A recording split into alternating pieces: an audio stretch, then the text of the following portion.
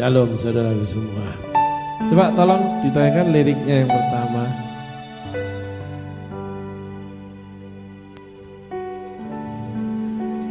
Penuhi hatiku dengan hadirmu. Semua orang ingin ini, saudara. Semua orang. Semua orang yang kenal Tuhan, apalagi yang cinta Tuhan, pingin ini banget. Apalagi orang yang deeper in love. Jadi falling in love-nya itu deep banget, dalam banget sama Tuhan. Itu saya alami, saudara. Sekali lagi bukan mengangkat diri, saya cuman bisa berbagi salah satunya kesaksian hidup saya. Karena kalau punya orang lain kadang nggak terlalu berani karena saya nggak mengerti keadaan sebenarnya. Kecuali ditulis, dinyatakan atau orang itu dekat dengan saya, baru saya bisa ceritakan itu, saudara. Nah, ada orang yang ingin dipenuhi dengan hadirnya Tuhan. Apalagi mereka yang jatuh hati sangat dalam. Tetapi sekali lagi seperti kemarin saya beritakan, tidak mengubahkan saudara. Salah satunya Petrus. Petrus di Galatia 2 itu terkena cantol dengan perkataannya Paulus, digait dia. Sakit. Tapi Petrus diam aja. Munafik kamu, Kefas. Dia diam aja, dia gak ngelawan. Satu sisi kita itu boleh salah, saudaraku. Seperti Daud, dia rendah hati sama Tuhan. Dia rendah hati sama Tuhan. Wah, dia bilang, hanya kepadamu aku sudah berdosa. Sudah salah Tuhan. Petrus beda lagi. Dia rendah hati terhadap sesamanya. Hari ini kita belajar satu kelebihan Petrus dengan berkali-kali kita belajar kekurangan Petrus. Penakut, munafik, pegang adat istiadat. Tetapi ada satu kelebihan Petrus, dia nggak lawan Paulus, cucu rohaninya loh. Dia orang nomor 1 di kegerakan Tuhan pada waktu itu. Setelah Tuhan Yesus diangkat naik ke surga, Petrus pemimpinnya. Wah, orang nomor 1 di kerajaan Allah. Bagaimana malaikat menjaga dan sebagainya, dihormati, bayangannya menyembuhkan orang sakit, bayangannya aja menyembuhkan orang sakit. Saya belum pernah baca, belum pernah tahu zaman now ada orang seperti itu. Bayangannya aja menyembuhkan orang sakit, belum ada. Petrus punya. Dipakai nomor 1 sama Tuhan. Khotbah sekali khotbah 5.000 orang dibaptis. Kalau sekarang mudah. Karena kekristenan sudah mendunia. Zaman itu ditolak, dimusuhi, bahkan dibunuh kamu. Dengan berani Petrus khotbah, dipenuhi Roh Kudus. Khotbah 5.000 orang dibaptis. Dengan karya seperti itu, Soko Guru, orang nomor 1 di kerajaan Allah, dihormati dalam dunia kekristusan saat itu. Kan dipanggil Yesus Kristus. Belum ada nama Kristen. Petrus dimaki, munafik kamu. Yang memaki ini orang sedeng, orang gila nih, terlalu berani dia. Tapi terlebih lagi saya kagum dengan karakter Petrus. Dia tidak melawan, dia diam. Artinya dengan diamnya Petrus, dia itu ngaku bersalah. Di depan orang, di depan murid-muridnya Paulus, di depan saudara-saudaranya termasuk Yakobus yang dari Yerusalem, petinggi-petinggi gereja, petinggi-petinggi organisasi gereja. Orang-orang yang luar biasa dipakai Tuhan, yang tunduk di dalam perintah Petrus. 3 hal ini tidak boleh dimakan, keputusan kami dan keputusan Roh Kudus. Petrus yang berfatwa, Petrus yang mengucapkan peraturan itu yang harus dipatuhi seluruh umat. Saudaraku, memang begitu hukumnya. Dihormati. Bayangin, berdiri di gebrak meja, tunjuk, munafik kamu. Kalau saya jadi Petrus, saya nggak mau digituin. Bukan, aku munaroh. Nah, udah. Ngelimpit saya keluar sudah. Munafik kamu, kewas. Enggak kok, sorry ya Bray. namaku Munarroh. Bye, pergi aku. Aku saudara Petrus, aku Munarroh bukan Kefas. Oke. Berkelit orang itu. Banyak orang merasa rendah hati tapi berkelit dia. Diam tidak ada reaksi-reaksi tapi perkataannya berkelit dia. Munarroh semua itu. Masih saudara kembarnya munafik. Gitu. Kalau di sini ada lagi sepupunya. Itu namanya Taufik. Nah, itu sepupunya itu. Benar itu saudaraku. Ini Munarroh terlalu banyak nih. Oh enggak, kan begini, maaf, tapi sebenarnya, nah itu Munarroh semua itu. Kalau Petrus enggak, silent is golden, diam dia. Diam adalah emas. Dia menerima hujatan Paulus, cucu rohani, orang nomor 1. Di dunia Kristen pada masa itu sangat dihormati dia. Yohanes, Yakobus di belakang dia semua. Karena dia tampil pertama di depan publik. Lalu dia ditampilkan Allah pertama kali di depan publik yang punya karunia. Semuanya Petrus yang diucapkan, bukan Yakobus, bukan Yohanes loh. Awal kegerakan Kristus itu Petrus semua yang punya. Dia yang mengutuki Ananias Safira yang jadi langsung mati. Bukan Yakobus, bukan Yohanes. Tapi orang ini rendah hati luar biasa.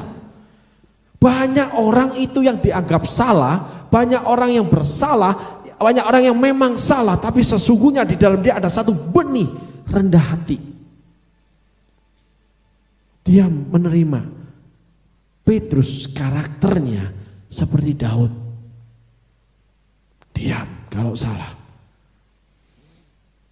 Gak banyak ngomong, gak berkelit menjadi Munarroh. Dia pun tidak pingin punya sepupu namanya Taufik yang berdebat silat lidah sampai menang. Enggak. Dia diam karena enggak dicatat dia ngomong berbalas pantun. Nah ini kita harus belajar dari sifat namanya Petrus, saudaraku. Paulus punya kelebihan tegas, kuat, berani.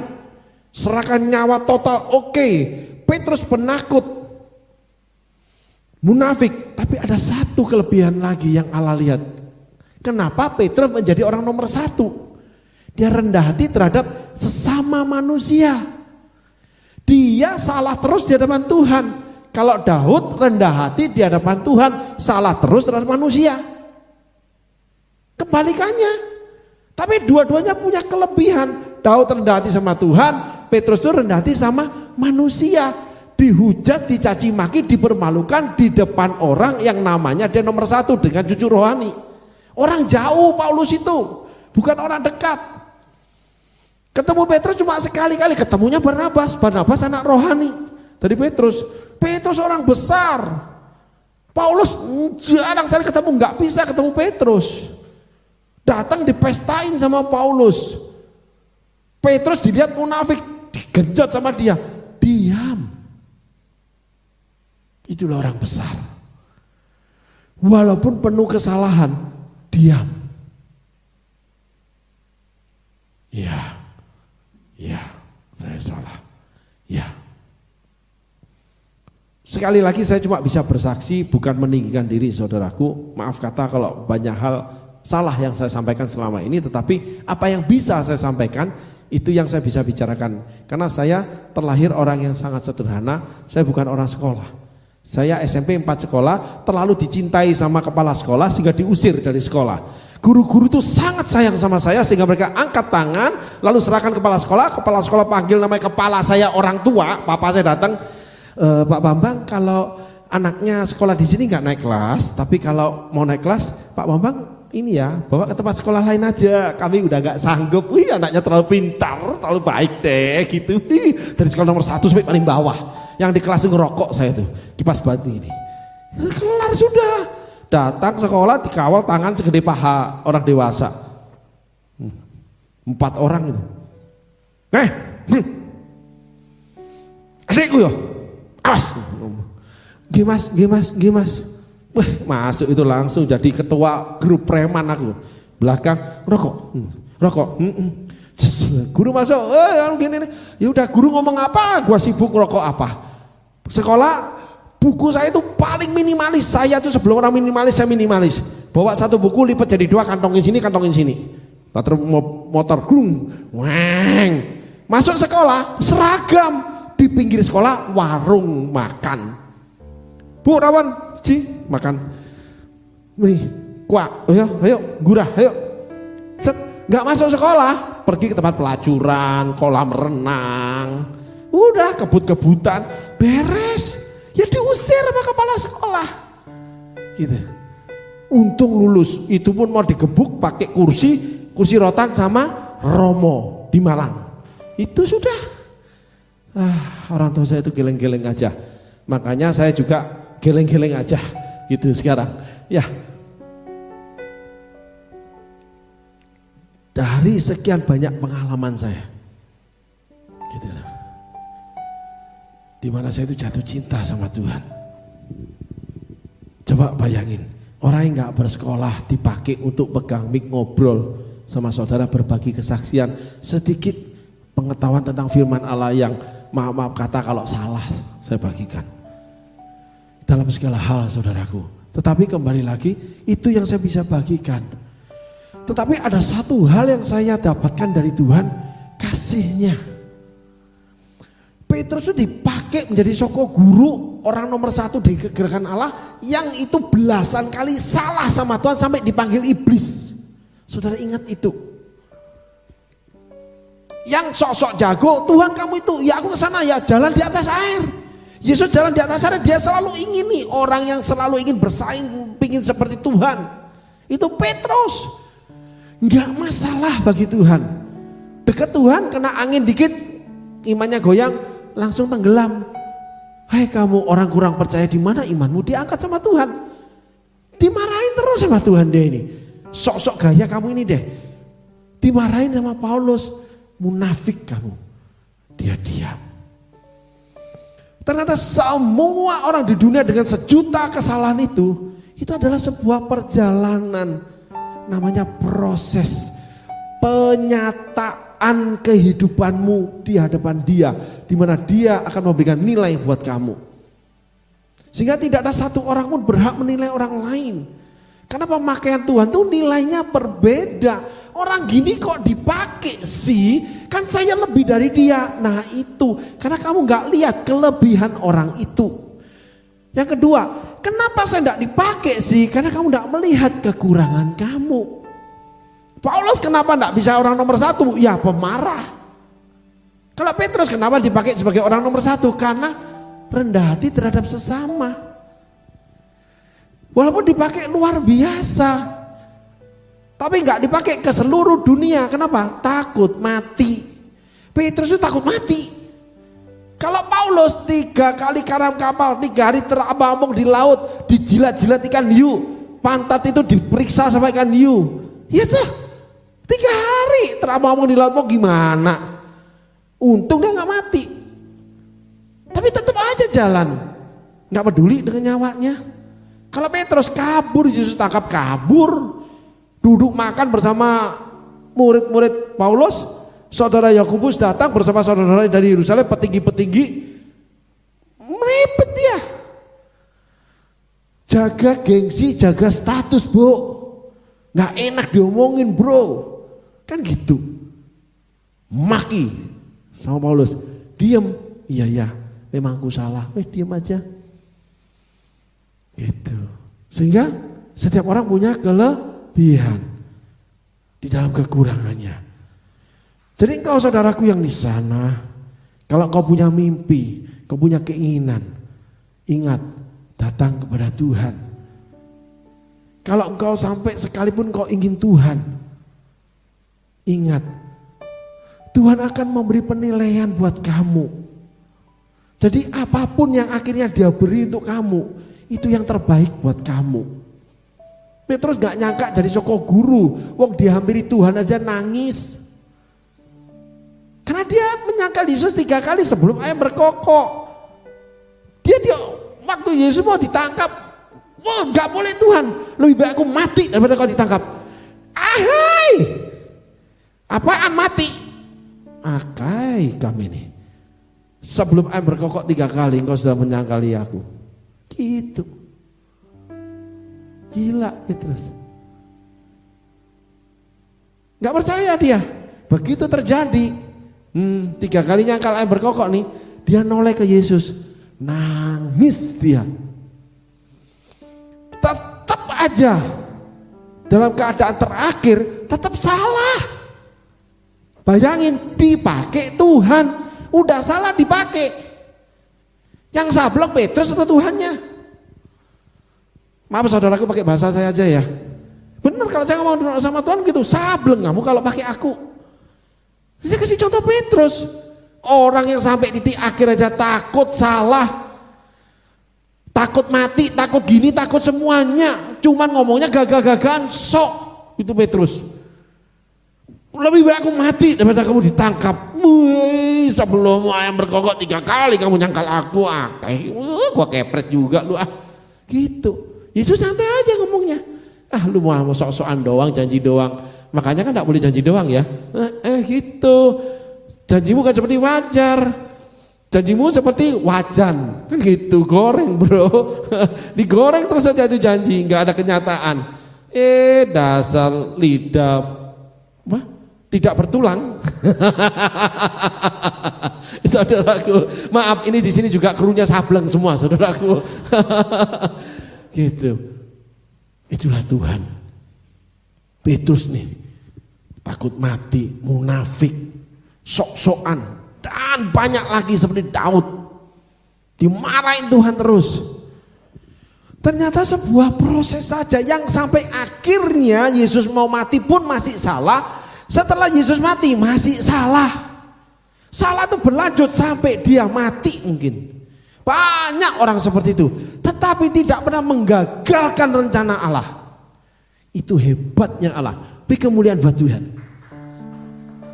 Tuhan tidak lihat dosamu, tidak lihat kelemahanmu, walaupun dia urusin itu. Tapi dia tidak pernah mau gagal.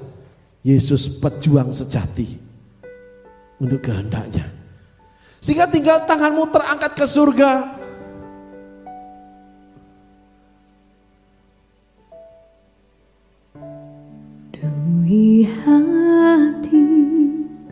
Penuhi hatiku Tuhan dengan hadir-Mu. Ku rindu memandang. Punya kerinduan. Ku rindu memandang wajah-Mu, oh Tuhan, di dalam kekudusan-Mu. Coba, setelah itu Petrus didatangi Tuhan. Sedeng Tuhan itu. Kalau kamu tidak ngerti tentang Petrus, kenapa sih kamu buat orang ini begini? Kenapa tetap begitu? Padahal kan begini, kenapa Tuhan izinkan? Itu pertanyaan kita semua. Sedeng Tuhan itu, dia coba datang gini loh. Petrus, apakah engkau mengasihi aku? Dia pandang, dia lihat begini.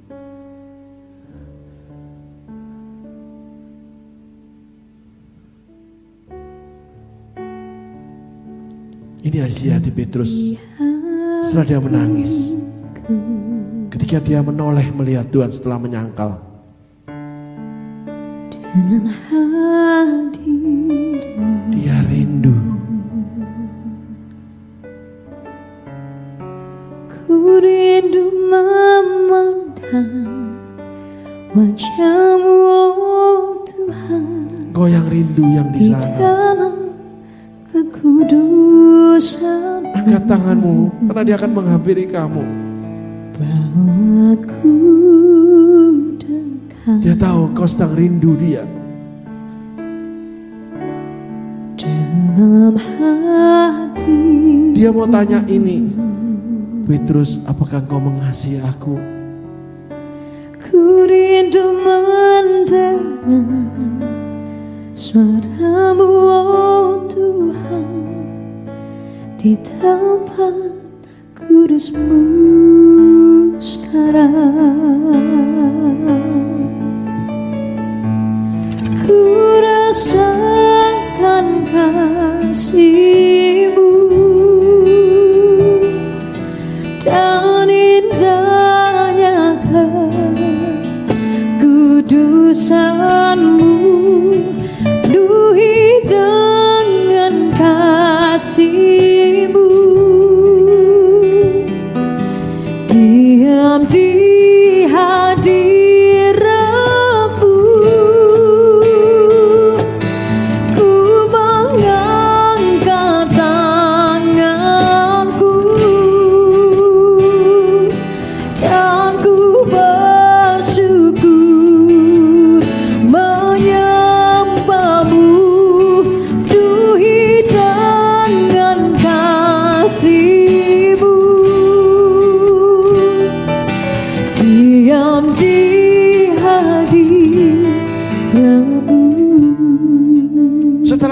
menyangkal Yesus 3 kali. Yesus disalibkan. Dia menjadi nelayan, saudaraku. Dan dia menjadi nelayan. Tapi Tuhan tahu di dalam kesalahan dosa, saudara rindu Tuhan. Saudara rindu dipulihkan Tuhan, rindu ketemu Tuhan. Dalam kesusahanmu kamu tuh rindu Tuhan. Saudaraku, orang kalau dalam kesusahan rindu pada sebuah pribadi, dia tahu pribadi itu baik sama dia. Jadi kalau ada orang susah cari saudara, jangan ingat kesalahannya. Karena saudara punya status baik bagi dia. Dan ketika Tuhan Yesus menghampiri Petrus, dia bawa gift. Bayangin, Tuhan itu betapa luar biasanya. Saudara jangan berlawanan dengan kasih Tuhan. Petrus dengan berkali-kali,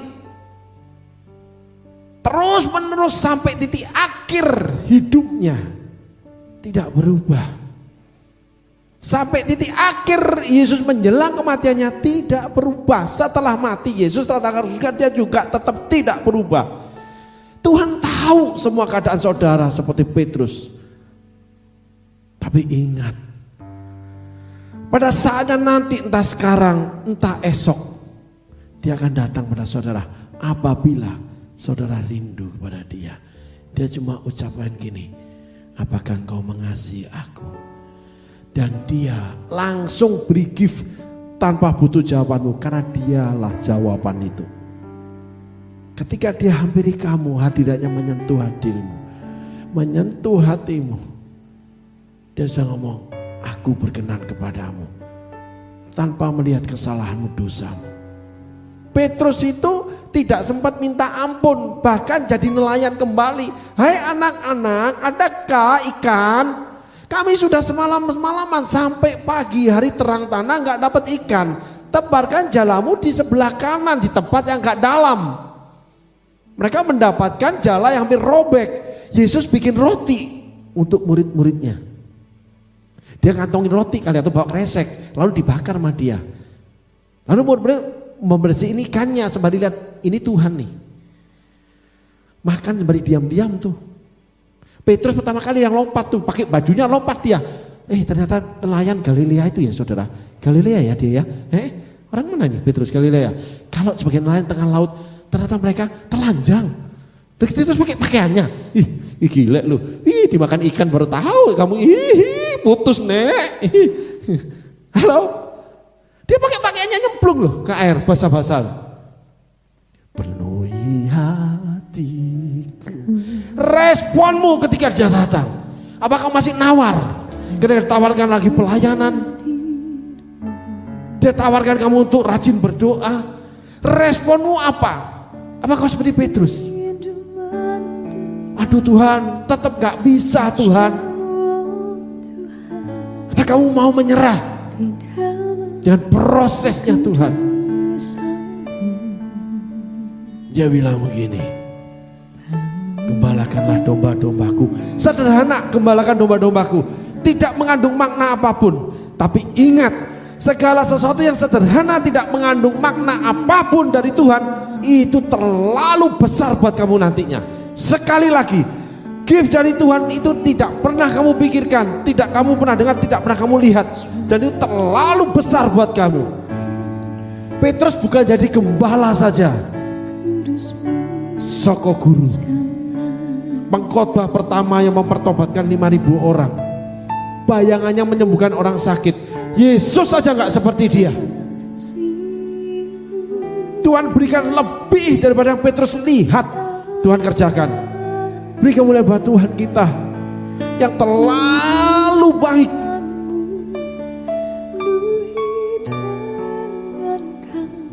Tapi pertanyaannya satu, apakah kamu rindu Tuhan?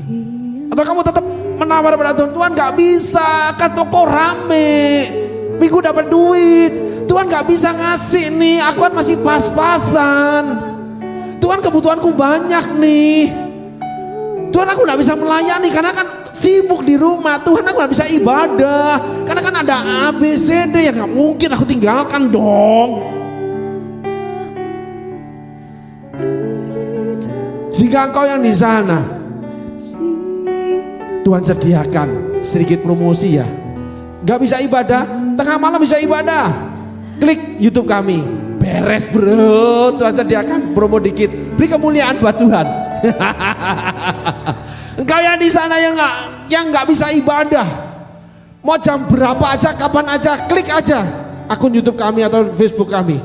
Beres ibadah, angkat tangan, disentuh Tuhan kamu. Beres sudah, promo dikit ya, nggak apa-apa ya.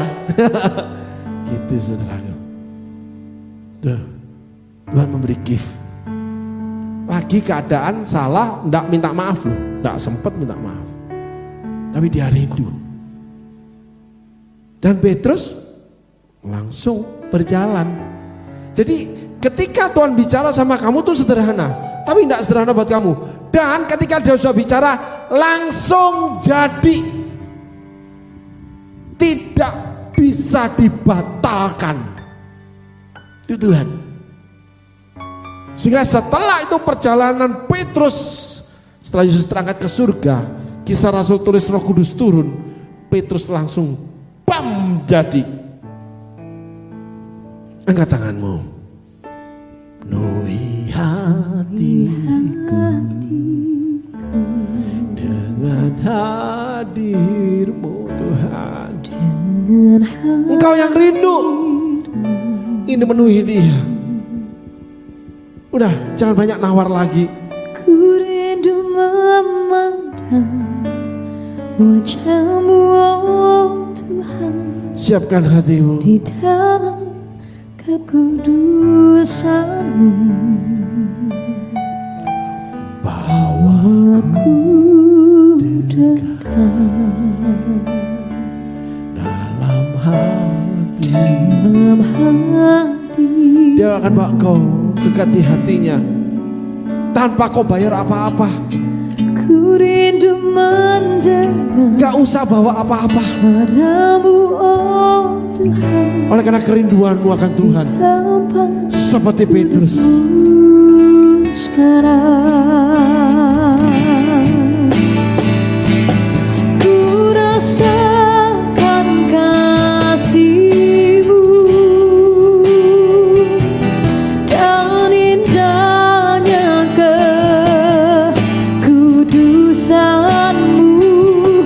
Duhi dengan kasih-Mu, diam di hadirat-Mu. Ku mengangkat tanganku dan ku bersyukur menyembah-Mu. Duhi dengan kasih-Mu, diam di hadirat-Mu, diam di hadirat-Mu, diam di hadirat-Mu. Beri kemuliaan buat Tuhan, saudaraku. Petrus rendah hati terhadap sesamanya. Daud rendah hati terhadap Tuhan. Nah, kita tengok salah seorang perempuan yang kedapatan berdosa, tapi tidak diperhitungkan Tuhan. Tolong ditayangkan firman-Nya.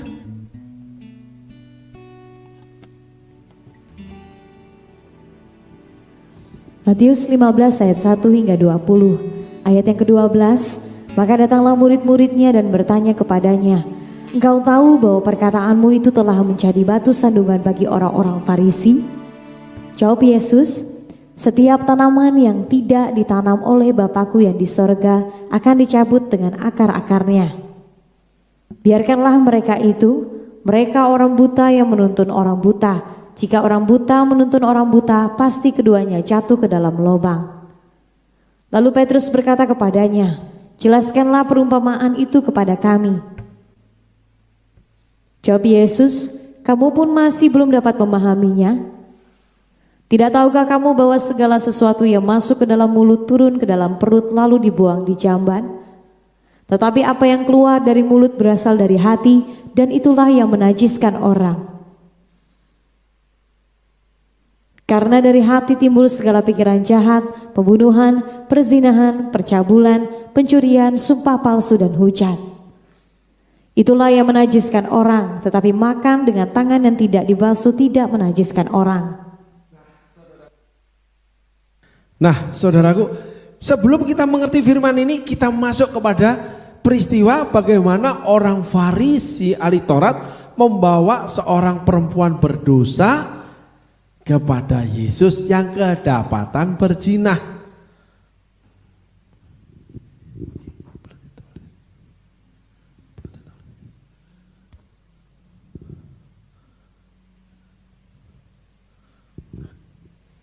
Yohanes pasal 8 ayat 1 hingga 11. Tetapi Yesus pergi ke Bukit Zaitun.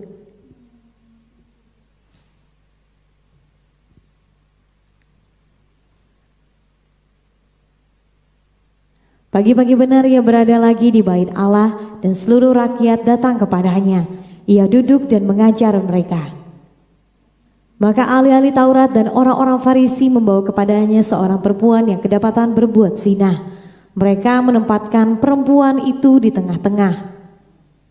Lalu berkata kepada Yesus, "Rabi, perempuan ini tertangkap basah ketika ia sedang berbuat zina. Musa dalam hukum Taurat memerintahkan kita untuk melempari perempuan-perempuan yang demikian. Apakah pendapatmu tentang hal itu?" Mereka mengatakan hal itu untuk mencobai dia, supaya mereka memperoleh sesuatu untuk menyalahkannya. Tetapi Yesus membungkuk lalu menulis dengan jarinya di tanah.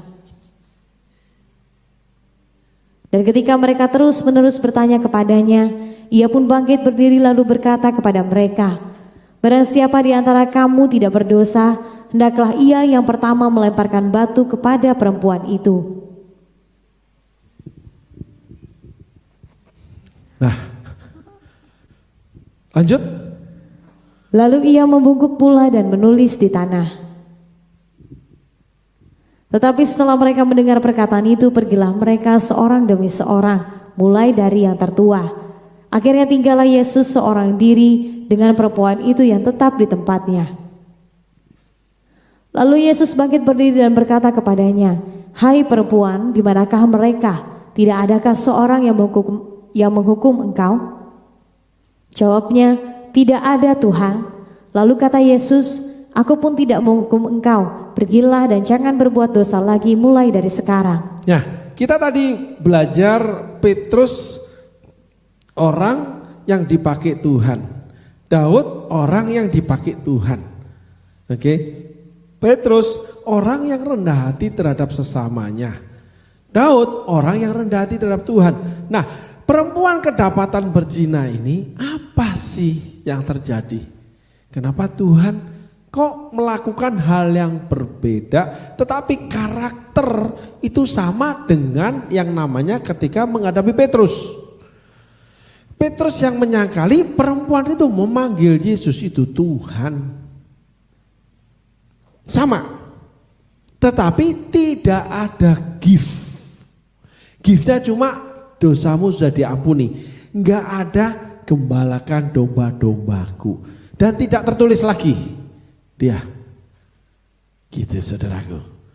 Barnabas orang yang baik hati, penuh roh, tidak ditulis banyak. Tidak tertulis lagi. Paulus yang nulis belasan kitab. Kenapa? Kita belajar saudaraku. Sehingga kita nggak boleh saling nyenggol, saling iri hati, saling membenci dalam pelayanan. Sesama supir bis kota jangan saling mendahului. Itu aja pasti dapat penumpang. Gitu. Karena Tuhan yang ngatur saudaraku. Ayat 1. Kita pelajari perempuan yang kedapatan berzina, lalu kita pelajari yang kedua Maria Magdalena.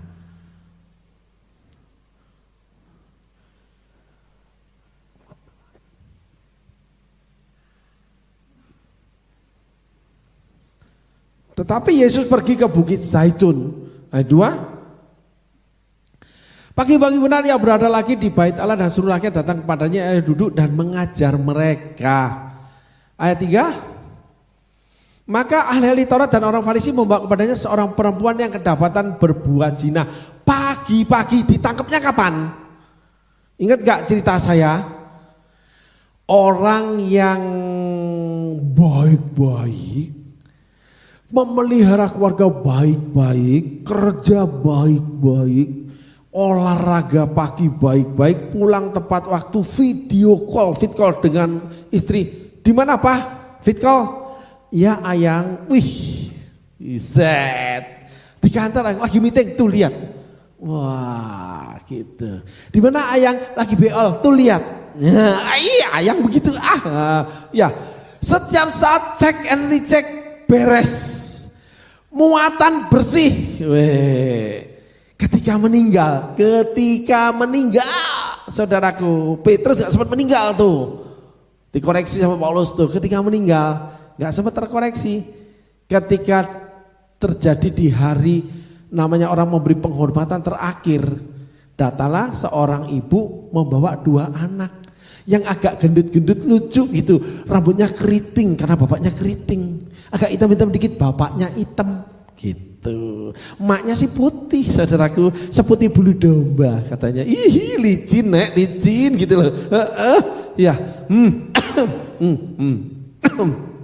ada batuk nek, ada batuk. Nah, setelah memberi penghormatan, salam sana salam sini, lalu bicara, ibu ini siapa? Nah, disebut namanya A misalnya gitu. Ibu ini di mana? Oh, ada mama di dalam. Oh, adik siapa? Saya anak yang tertua, anak sulung dari papa. Oh ya, boleh saya menyampaikan sesuatu? Oh silakan, kita bicara di dalam aja yuk adik. Dibawa tuh anak 2. Penonton udah kasak-kusuk. Itu 2 anak kayak modelnya kayak itu, badan seterek, rambut keriting, set, modelnya kayak yang di peti itu. Jangan-jangan, wes, si ibu ini yang bahenol itu dengan pakai high heel, kendul itu jalannya, udah masuk ke dalam itu mata lekong nih, nek mata lekong, nggak lihat lagi itu peti mati, lihat itu kendul sudah masuk ke dalam, duduk dikasih teh. Minum apa? Mari Bu minum teh. Karena matanya mulai merah nih, berceceran air mata. Hati-hati dengan mata perempuan. Ya, air matanya itu belum tentu bener bisa menyakitkan itu, Bu. Begitu cara menyampaikannya. Ketemu dengan yang namanya ibu daripada anak si sulung ini. Dipeluk saudaraku. Kakak, manggil kakak lu langsung. Wow, gini. Aduh, Pok, kenapa? Tenangkan hatimu, kenapa? Kamu saudara jauhkah? Kamu siapa? Aduh, bertanya-tanya nih si ibu nih, namanya nih istri tua ini. Gini, aduh, air mata udah tisu udah habis banyak deh. Ingus keluar semua, keluar udah selesai. Gimana dek, gimana? Bu, maafkan saya. Oh iya, kenapa? Deg-degan sudah nih. Mata udah mulai ngelirik nih, yang istri tua ini ngelirik nih. 2 bocah ini yang ikut nangis ini modelnya kayak laki gue nih. Rambut keriting, kulit itu padahal sekeli. Ini model si papa anak-anak ini. Lu lihat anaknya dia. Kakak beradik pantas nih. Buset, jangan-jangan. Maka istri tua itu saudaraku mulai duduk dengan badan tegak. Tolong diceritakan apa yang mengganggu hatimu. Wih, berwibawa banget perempuan kalau udah marah, berwibawa Bu. Hati-hati kamu sebagai suami. Mata sudah mulai tajam memandang. Itu hati mendidih, mendidih. Gini Bu, coba lihat 2 anak ini. Kenapa? Siapa namanya? Namamu siapa? Papa di mana? Papa di sana. Di mana? Itu foto. Demikian kisahnya, saudaraku, saudara bisa ceritakan sendiri nantinya sebagai kesaksian. Si ibu tanya, kapan? Kok bisa? Ketika lari pagi. Saudaraku. Padahal istri ini baik nih, melayani suami. Tapi kenapa kok bisa kena perempuan ini? Itu enggak akan saya terangkan saudaraku. Cuman pertanyaannya kenapa? Kok bisa laki-laki ini jatuh cinta dengan perempuan ini yang disatuin di satu kompleks perumahan? Karena lari pagi nggak mungkin 10 kilo sampai di rumah yang ini mati dia nggak sempat ngapa-ngapain.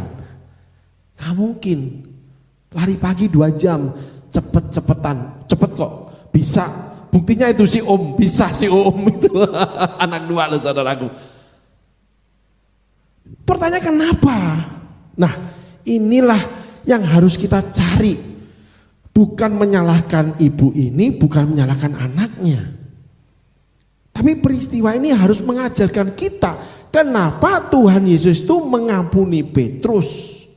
Kenapa Tuhan Yesus itu mengampuni perempuan ini. Jadi pertanyaan menurut saya kalau sebuah dasar kekristenan, kalau ingin membangun pengetahuan yang hidup sesuai firman Allah dari kesaksian hidup seorang anak manusia, selalu tanya sama Tuhan, kenapa kok Isa Tuhan begini? Karena peristiwa itu punya unsur banyak di dalamnya yang kita tidak mengetahuinya. Mungkin si istri ini bla bla bla bla. Mungkin juga si Om ini punya bla bla bla. Yang penyakit kejiwaan, penyakit spirit. Penyakit itu ada 2 yang di dalam. Penyakit kejiwaan, penyakit spirit. Penyakit spirit itu dari biasanya dukun-dukun saudaraku.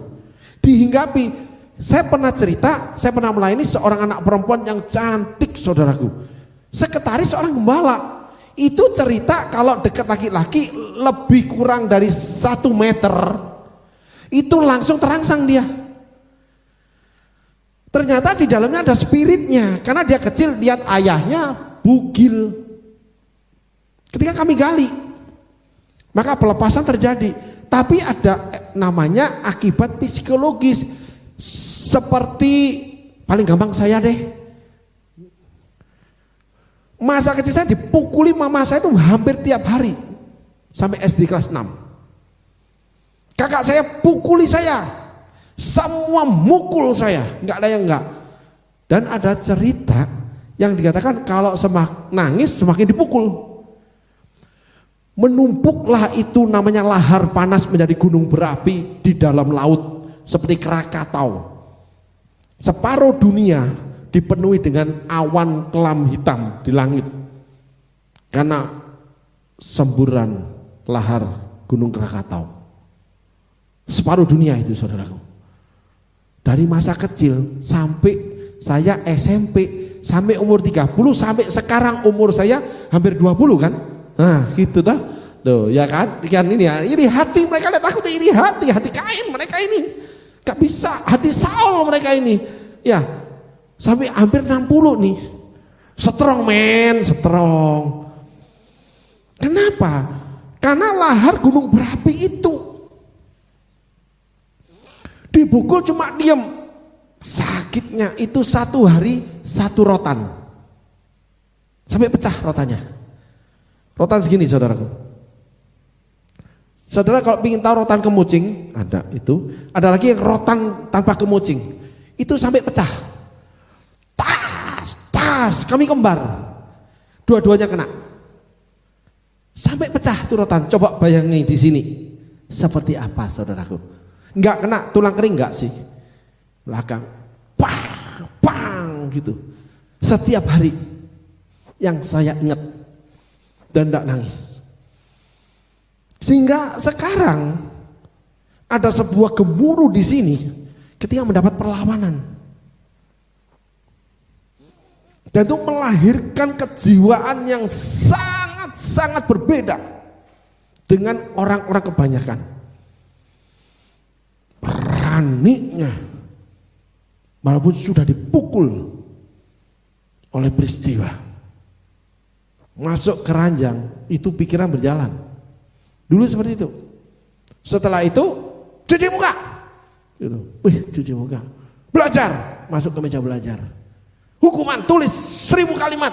Saya tidak boleh nakal. Nulis tanpa air mata. Nggak bayangin. Suatu hari saya itu godain anak kecil. Di rumah itu ada jendela kurang lebih setinggi anak kecil itulah. Setinggi, lebih sedikit saya, jadi 1 meter dari permukaan tanah itu jendela gede rumah saya itu. Coba gitu. Kebentur yang namanya ujung jendela. Duk, kena di sini saya. Masih ada bekasnya saudara, masih ada. Duk. Waduh, duk, sakit. Kebentur. Udah biasa sakit gini nggak masalah. Sakit, balik duduk, takut mama tahu, dipukulin soalnya kalau tahu. Segalanya pukul aja saya ini. Udah. Itu darah ngucur cur di namanya buku. Diem aja saya ini. Enggak ngomong. Diem saya ini. Loh, darah, ya sudah. Tetap nulis loh. Bagaimana mampetnya emosi itu. Pembantu saya kebetulan jalan melewati. Loh, kok darahmu? Panggil Yoli, panggil mama saya. Wah, bingung obati semua. Bayangin, orang itu bingung lihat saya sobek dengan darah ngucur. Saya nggak ngapa-ngapain, nggak kerasa.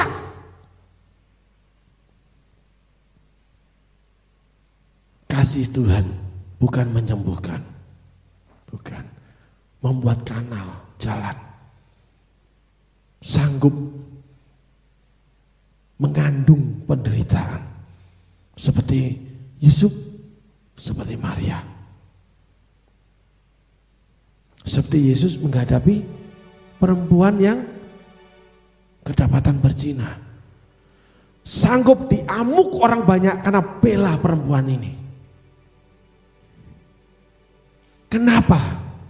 Karena dia tahu perempuan ini menghormati, menghargai kasih. Sehingga dia panggil Yesus itu Tuhan tanpa ada satu orang pun yang mengajarkan dia, membisikin dia. Karena nggak mungkin kalau sedang dalam proses terdakwa yang orang sudah pegang batu mau lempar, itu orang berani deket, nggak mungkin. Pada waktu pagi-pagi itu udah ditangkap subuh atau tengah malam, udah dirantai dia, dibawa ke hadapan Yesus. Udah dipermalukan luar biasa, nggak ada yang mau deket sama dia, karena deket ikut digebukin loh. Masa yang marah, dibakar oleh emosi ahli Taurat dan orang-orang Farisi.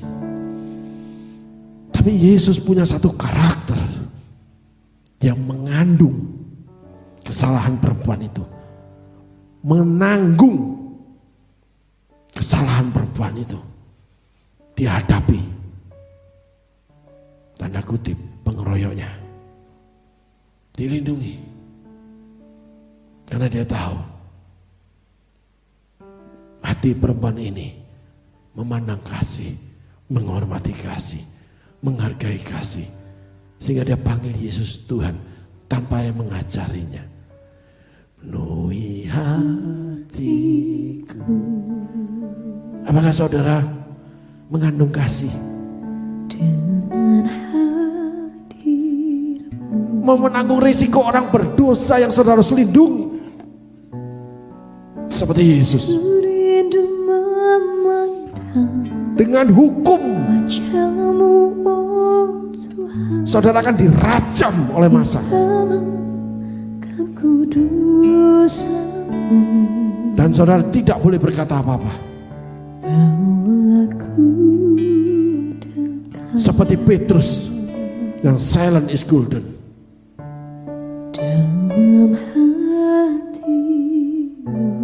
Yang menganggap dirinya salah.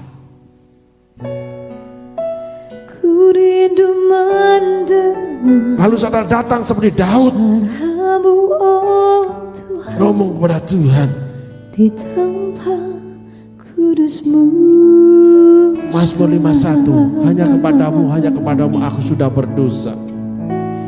Ku rasakan kasih-Mu. Perempuan ini gak ngomong apa-apa, dan indahnya gak membela diri, kudusan-Mu, gak sempet membela diri. dengan kasih-Mu. Seperti Petrus yang diam, Diam di nggak mau membela diri. Seperti Daud yang langsung menghadap Allah, mengatakan dirinya salah. Karakter-karakter yang dipandang indah, dan ku bersyukur di balik setiap orang yang melakukan dosa, yang dianggap sudah berdosa, dan memang dosa sudah dia buat. Petrus menyangkal Yesus. Perempuan ini kedapatan berzina. Daud membunuh Uria.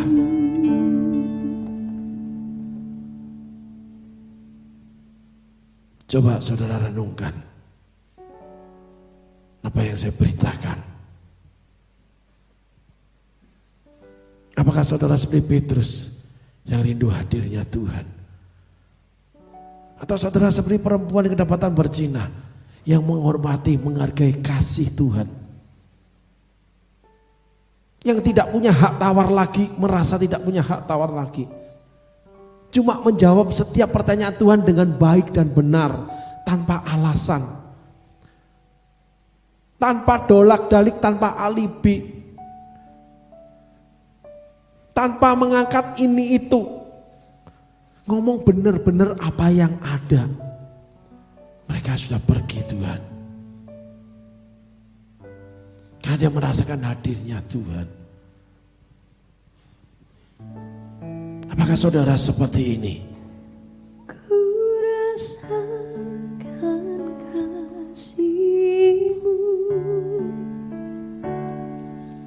dan indahnya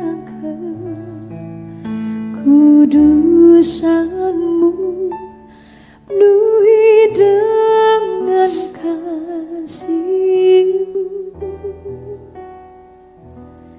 diam di hadirat-Mu.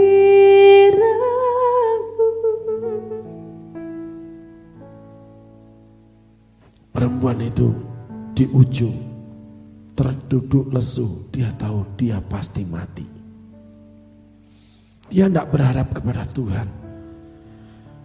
Dia siap diadili, siap mati, karena nggak ada jalan lari. Tiba-tiba dia diperhadapkan dengan satu orang ini yang nggak mungkin bela dia, walaupun dia tahu, apabila dia tahu kalau itu yang menciptakan, yang membuat Taurat sendiri, nggak mungkin dilanggar. Abraham aja menyediakan anaknya untuk disembelih. Bagaimana belasan tahun dia tunggu anak itu lahir, yang sangat dicintai belahan hati dan jiwa dia. Dia serahkan kepada Allah. Karena bela perintah Allah. Yesus, kalau dia tahu itu anak Allah pun, dia tahu bela perintah Allah, karena dia yang buat.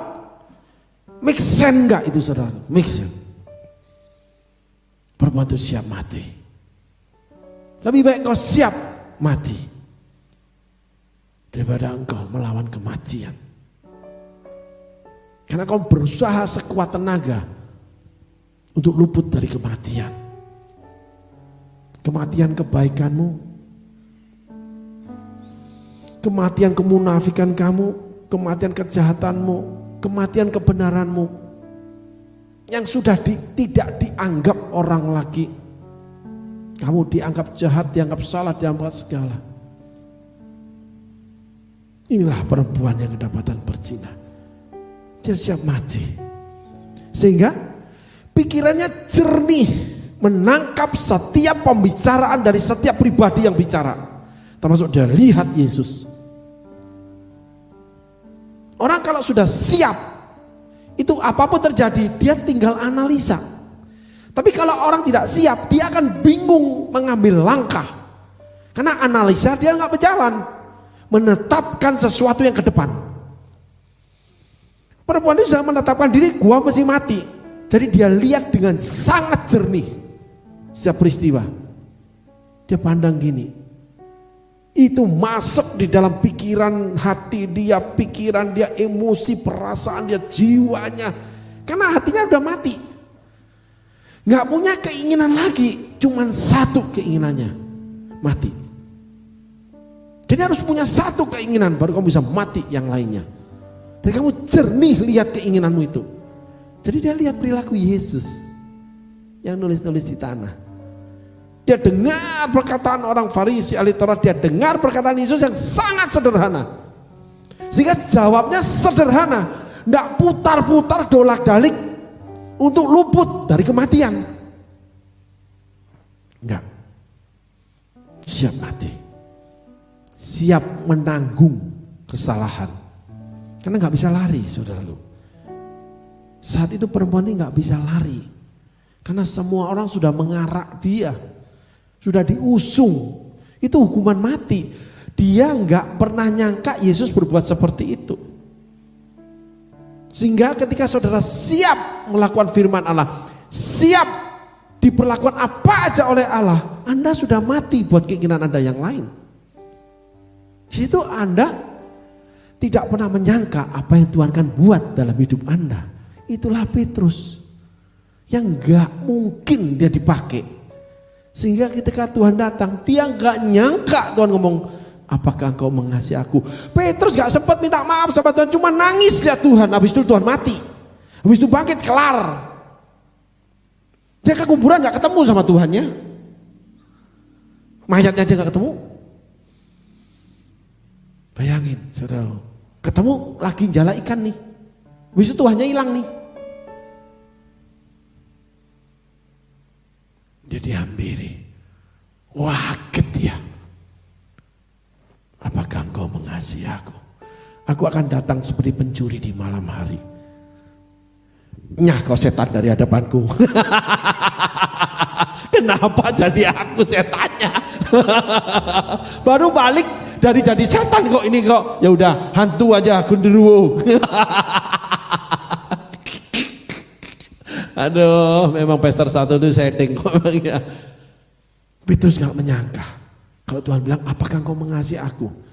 Dan Tuhan bilang, dikasih gift, gembalakan domba-dombaku. Yang dia gak tahu pemakaian Tuhan, gak tahu dia. Belum dipakai, belum kisah Rasul, Yesus belum terangkat. Coba, yang ketiga kali jawaban Petrus, respon Anda, jawaban Anda sangat menentukan Anda nanti di hadapan Tuhan. Sungguh ya itu betul. Yang ketiga dia cuma jawab, Tuhan, engkau tahu isi hatiku. Kamu tahu kalau aku rindu kau. Sehingga ketika dia menjala ikan, ketika Tuhan ngomong, hai anak-anak, adakah ikan di antara kamu? Dia lompat keluar dari perahu. Masih pakaian utuh, dia pakai pakaian, dia lompat, gak peduli lagi dengan basahnya pakaian, gak repot, gak kepo, gak recok lagi. Dia cuma lihat Tuhan cukup buat dia. Tidak ada perkataan istimewa, dialog pun tidak. Murid-murid terdiam karena tahu itu Tuhan. Takut mereka mungkin. Tapi Petrus mendapat hak istimewa karena Tuhan tahu jawaban Petrus. Engkau tahu isi hatiku, Tuhan.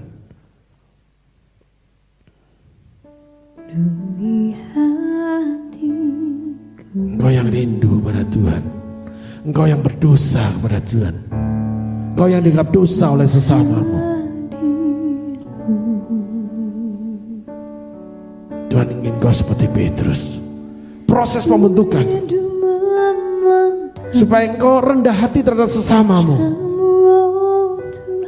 dan kau tidak pernah nyangka apapun untuk Tuhan pakai kamu seperti apa nanti. Petrus menjadi orang nomor 1 dalam kekristenan dunia, menjadi soko guru firman Allah.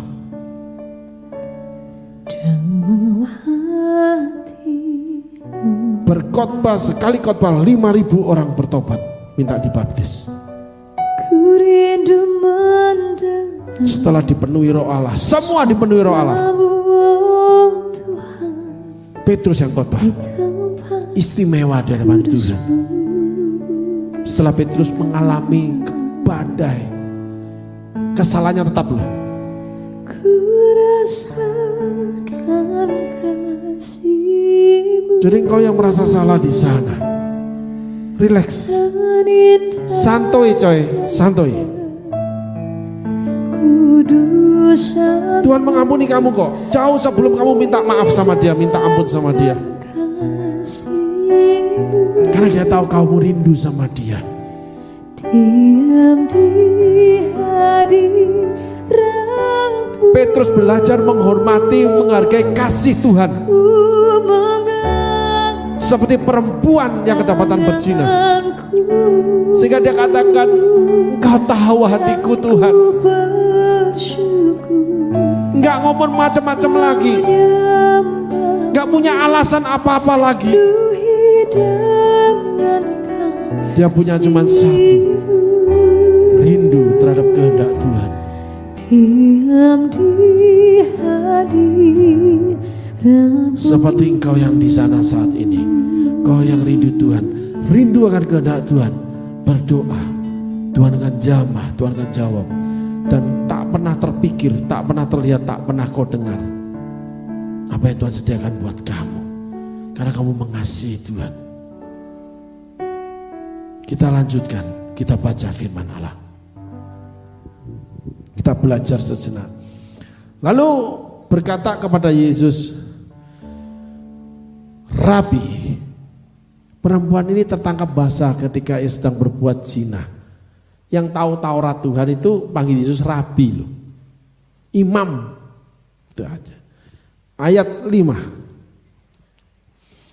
Musa dalam hukum Taurat memerintahkan kita untuk melempari perempuan-perempuan demikian. Apakah pendapatmu tentang hal itu? Jelas perempuan itu salah. Tetapi saya melihat mesejnya Tuhan, jelas Tuhan mengandung kesalahan apabila membela perempuan ini. Jelas Tuhan akan melanggar firman-Nya sendiri. Jelas Tuhan akan berdosa. Karena Taurat Tuhan mengatakan itu semua. Halo. Tuhan tidak merasa kejepit? Ayat 6. Asik Tuhan ini. Mentalnya Tuhan luar biasa. Mereka mengatakan hal itu untuk mencobai Tuhan, supaya mereka memperoleh sesuatu untuk menyalahkannya. Tuhan cuma wait and see aja, kamu lihat deh, kamu ngomong apa yang aku lakukan, lihat. Itu mesejnya buat saya. Tetapi Yesus membungkuk lalu menulis dengan jarinya di tanah.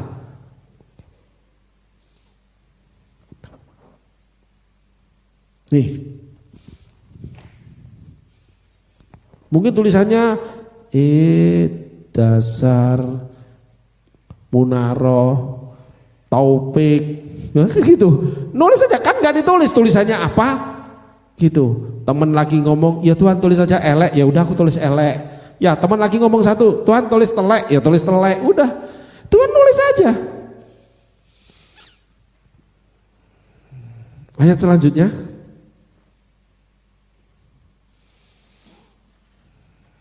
Dan ketika mereka terus-menerus bertanya kepadanya, ia pun bangkit berdiri lalu berkata kepada mereka. Ayo tanya setan.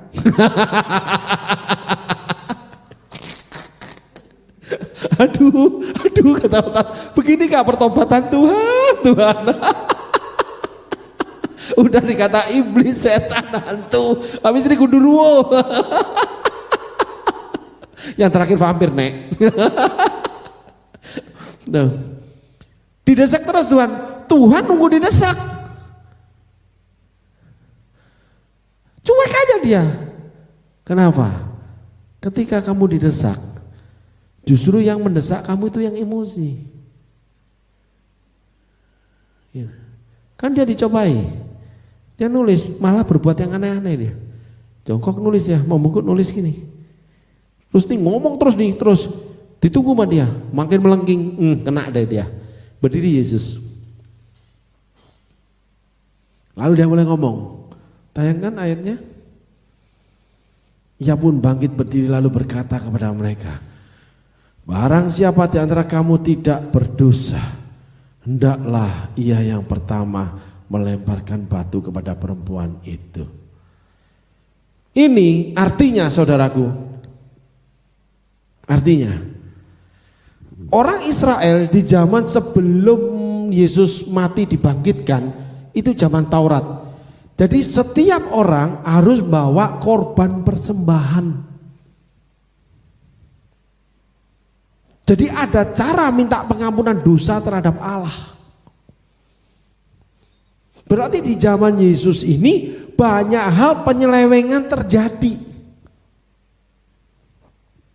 Sehingga Yesus berani menantang terhadap orang Farisi, ahli Taurat, para imam. Kamu ini orang yang menyalahkan orang lain itu pasti disalahin sama Tuhan. Ukuran yang kamu pakai akan aku ukurkan kepadamu dan ditambahkan. Baca itu, saudaraku. Kalau kamu menganggap orang berzina, apakah kamu tidak pernah berzina? Itu pertanyaan saja.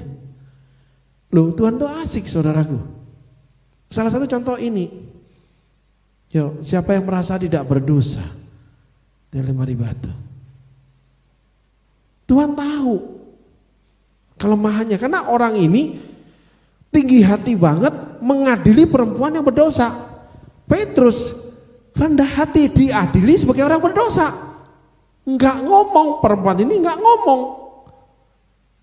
Sehingga Petrus tertindas, perempuan ini tertindas, tapi enggak ngelawan. Itu roh rendah hati.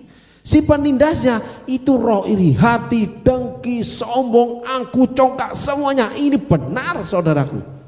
Selalu pertengkaran di dalam gereja pasti terjadi hal-hal seperti ini. Ada yang diam dianiaya, ada si penganiayanya.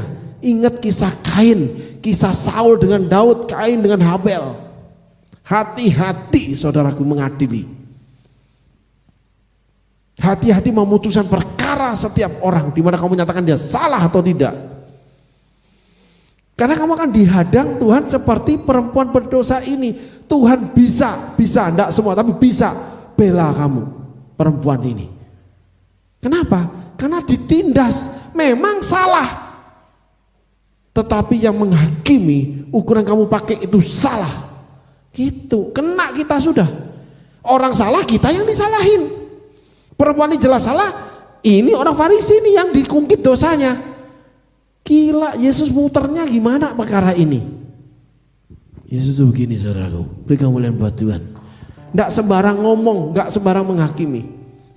Ayat selanjutnya. Lalu ia membungkuk pula dan menulis di tanah. Udah ngomong gitu tuh. Tuh, udah ngomong nih. Siapa yang tidak berdosa, lempar batu. Jongkok lagi dia.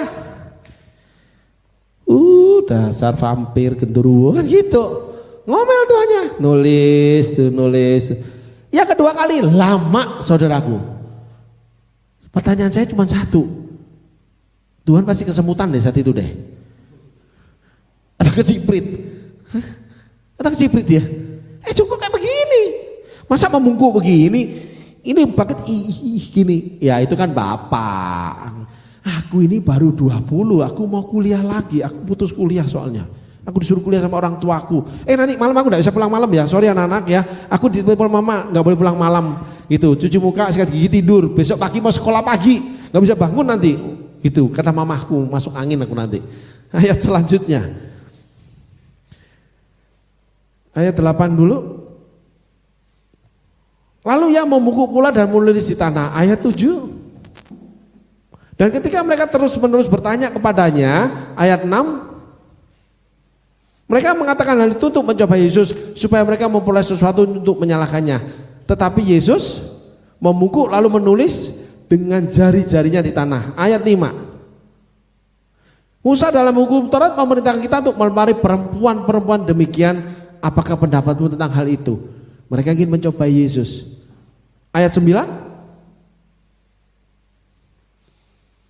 Tetapi setelah mereka mendengar perkataan itu, pergilah mereka seorang demi seorang, mulai dari yang tertua. Akhirnya tinggallah Yesus seorang diri dengan perempuan itu yang tetap di tempatnya. Ayat 2. Pagi-pagi benar ia berada di bait Allah dan seluruh rakyat datang kepadanya.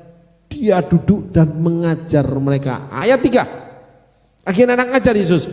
Maka ahli-ahli Taurat dan orang-orang Farisi, wah itu grupnya betul-betul para imam. Wah, mereka punya golongan sendiri namanya Farisi, membawa kepada seorang perempuan kedapatan berbuat zina. Enggak ditulis jam berapa. Ya, gitu. Mereka menempatkan perempuan itu di tengah-tengah. Bayangin, Yesus lagi ngajar orang di tengah-tengah tuh, ditaruh tuh, dilihat semua orang.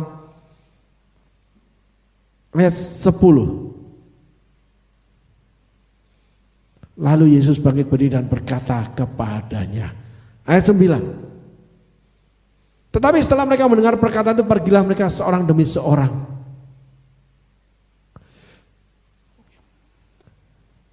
Yesus ini dulu gini nih, lama nunggunya.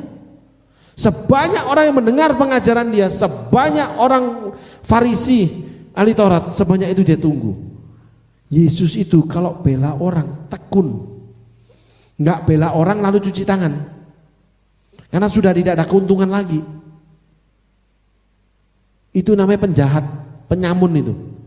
Yesus nggak tekun, dia tunggu. Setelah semua selesai, dia bangkit berdiri. Tayangkan ayat 10.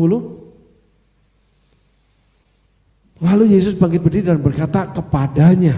Ayat 9. Setelah mereka mendengar perkataan itu, pergilah seorang demi seorang.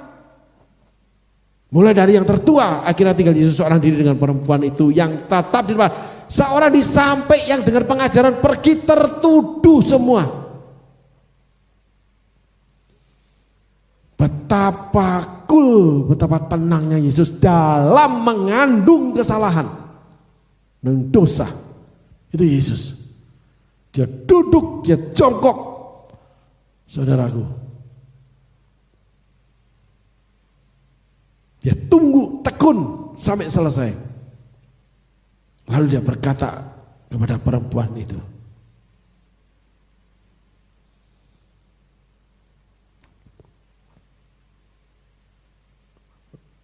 hai perempuan, di manakah mereka? Tidak adakah seorang yang menghukum engkau? Gila loh, itu Yesus. Omongan ini gak bisa diterima kalau kita gak baca ayat selanjutnya, saudaraku. Yesus bangkit berdiri setelah duduk sekian lama, jongkok sekian lama. Hai perempuan, di manakah mereka? Tinggal perempuan itu dan Yesus, dan perempuan itu tetap di tempatnya loh. Yang ikut pengajaran dia pergi. Tidak adakah seorang yang menghukum engkau? Ayat selanjutnya. Jawab perempuan itu, tidak ada Tuhan. Bayangin, perempuan itu siap dihukum mati, udah mati punya. Jadi dia diapain, udah dipermalukan dan segala, diem aja. Dan datanglah pertolongan dari Tuhan sendiri. Pertolonganku datang darimu, pegang tanganku, jangan lepaskan. Kaulah harapan dalam hidupku. Permasalahannya, engkau rindu Tuhan enggak? Engkau betul-betul enggak kalau butuh pertolongan Tuhan? Atau engkau butuh pertolongan orang lain? Sehingga bikin grup-grupan. Lobi sana, lobi sini, gandeng sana, gandeng sini. Bukan salah, tapi apakah permasalahanmu kamu letakkan di hadapan Tuhan, lalu kamu serahkan pada Tuhan dan kamu bertekun sesuai dengan yang Tuhan kehendaki, dan rendah hati seperti perempuan ini. Memang aku salah.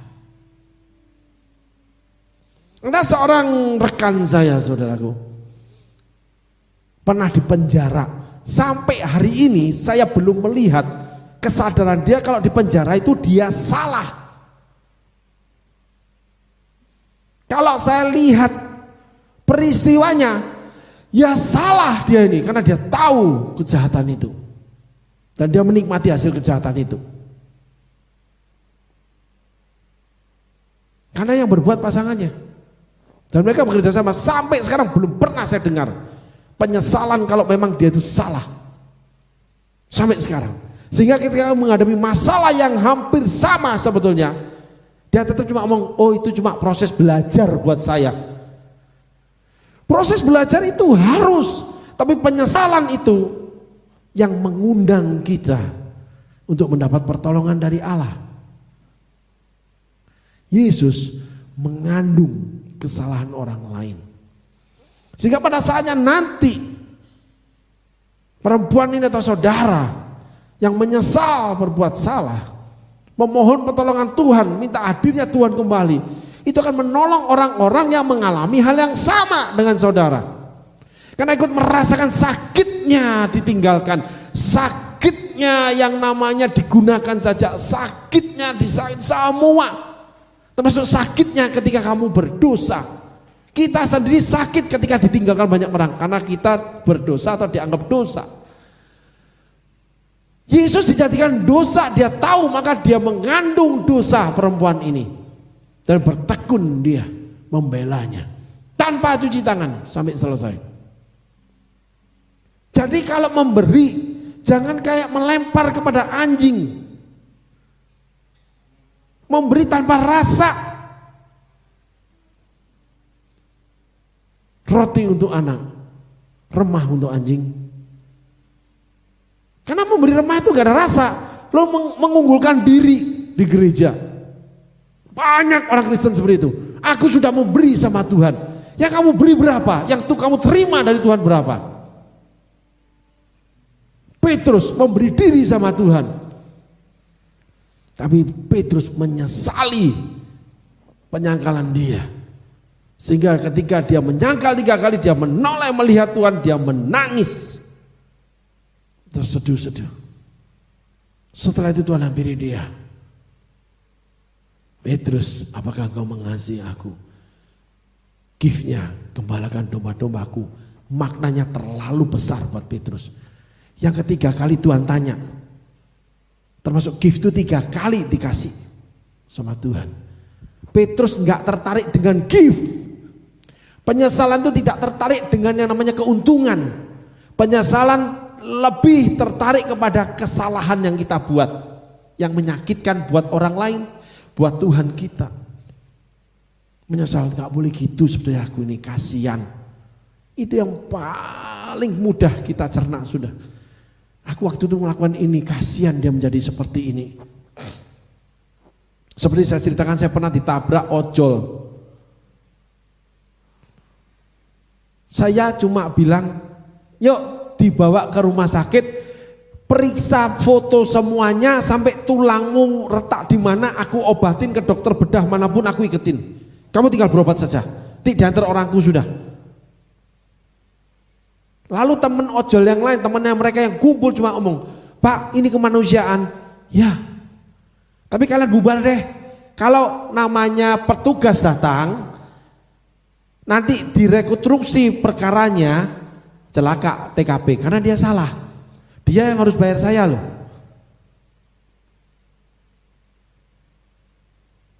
Halo. Tetapi orang itu nuntut motornya, akhirnya dia tidak kenapa-kenapa.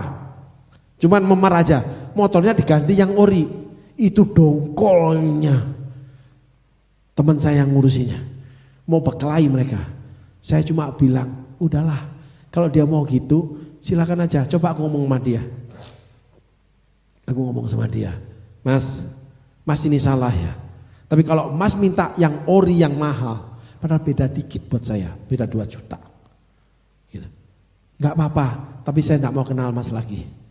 Oh ya gak apa-apa. Itulah manusia yang ingin mengambil keuntungan. Saya bilang, Dar, bayar. Bawa ke dealernya Honda. Pasang semua yang baru. Aku bayar. 9 juta lebih itu berapa itu saudara? Bayar. Akhirnya dibayar sama teman saya itu. Enggak usah, biar saya yang bayar. Hampir berkelahi mereka. Gitu. Tapi di situ saya mengenal hati yang enggak tahu berterima kasih. Petrus punya hati tahu terima kasih. Perempuan ini tahu menghargai kasih seseorang. Tahu berterima kasih, maka dia panggil Tuhan. Tolong ditayangkan alatnya. Jawabnya, tidak ada Tuhan.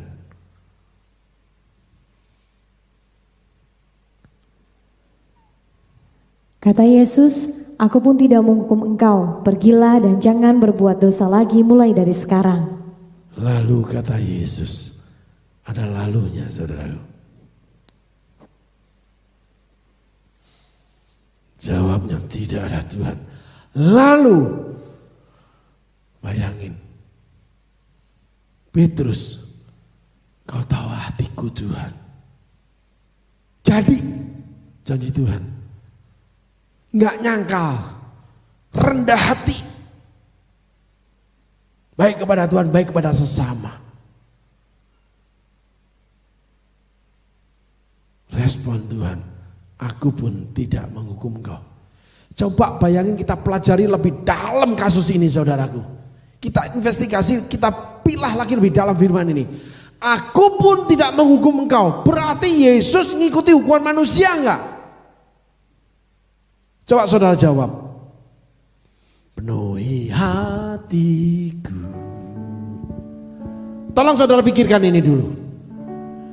Dengan hadirmu, ku rindu kau Tuhan. Ku rindu memandang wajah-Mu, oh Tuhan, di dalam kekudusan-Mu. Saudara pikir kasus ini. Aku dekat. Habis ini kita diskusi. Dalam hati-Mu,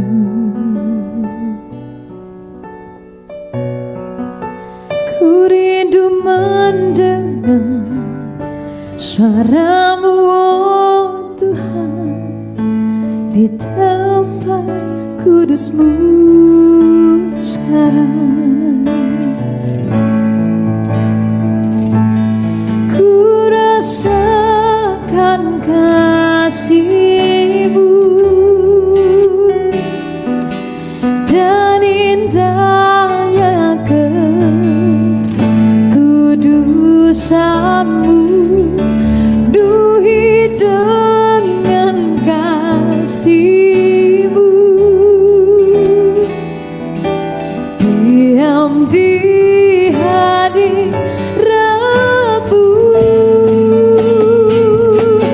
Ku mengangkat tanganku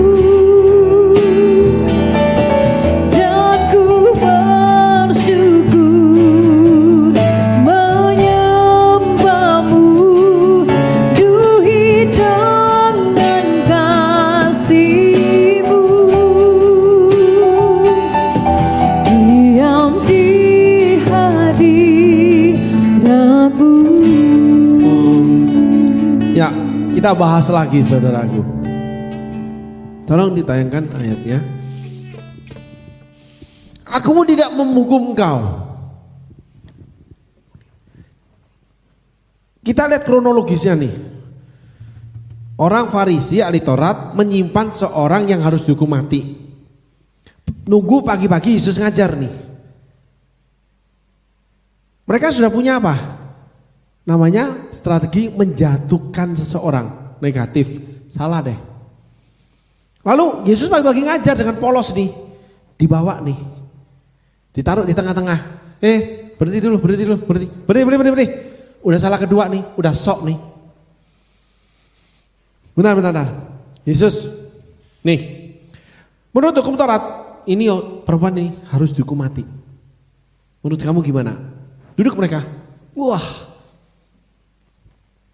Wes, kayak begini. Wih, Yesus mah upil-upil.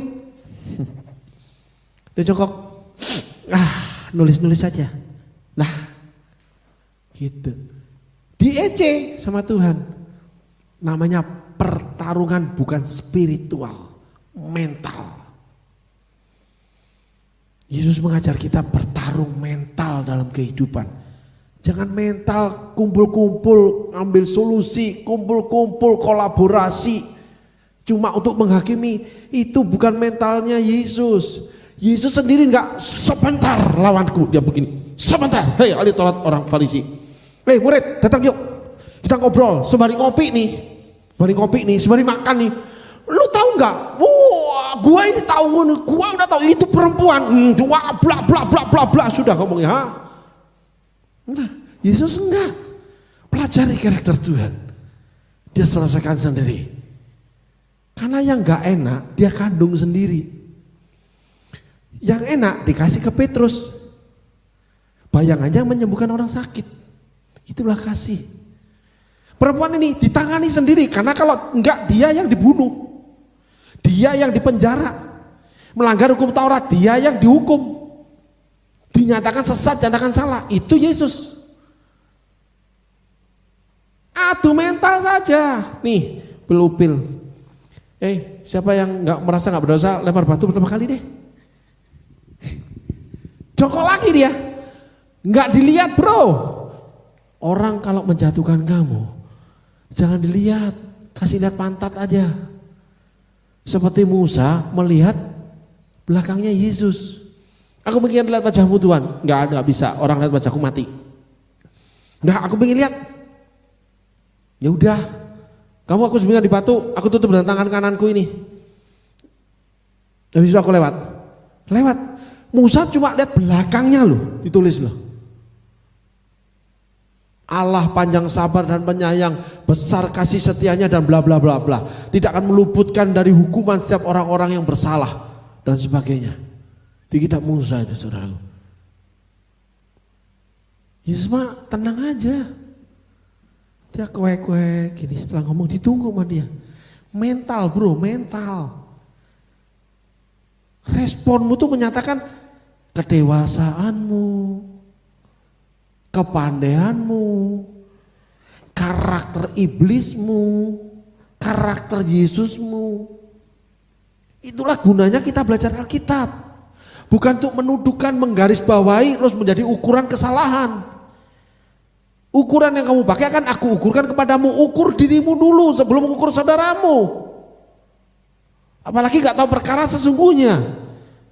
Datengin, hadapi orangnya, tanya supaya diceritakan.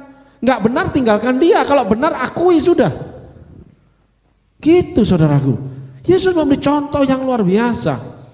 Sehingga dari paling tua meninggalkan, tinggal perempuan itu. Dia tanya di mana mereka, hai perempuan. Perempuan ini di ujung saudaraku, kelihatan ya di sini ya. Oke, di ujung dia tuh gini saudaraku. Duduk begini nih. Dia begini, sembari ditutupi karpet kali ya, nggak pakai baju. Bahenol nggak say? Ti aja lihat deh, tanya sama Yesus, oke? Kurang ajar nih pastor memang kok. Nah, diem aja. Kaget dia ditanya, karena dia perhatikan. Di mana mereka? Kaget dia, nggak ada Tuhan. Nah, ketika perempuan ini ditanya Tuhan, atau ketika seseorang didatangi oleh Tuhan, respon dia itu sangat penting. Dia pelajari perkara itu enggak? Atau dia pandang enteng perkara itu? Ya udah gampang aja, nanti aja. Ya udah begini, jadi berarti dosamu tuh enggak gampang, kamu pandang bener loh. Kamu enggak menyesal dan sebagainya. Petrus lihat Tuhan oleh gini, nangis dia. Sehingga pada waktunya Tuhan datang sama dia. Enggak ditanya dosanya, malah ditanya apakah engkau mengasihi aku. Ditegaskan sama Tuhan, Petrus, kamu tuh mengasihi aku, cuman kamu kepleset. Kenapa? Karena langsung dikasih gift.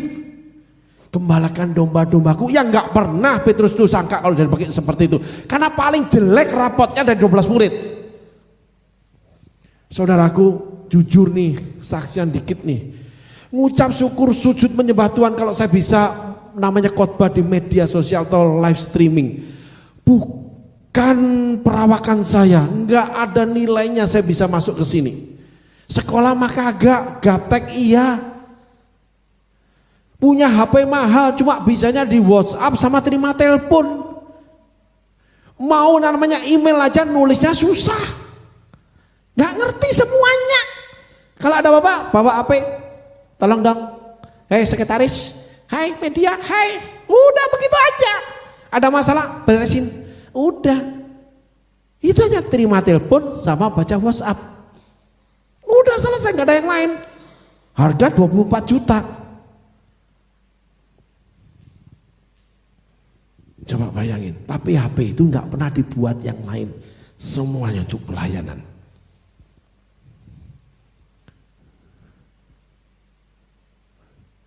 Apakah engkau rindu dengan Tuhan?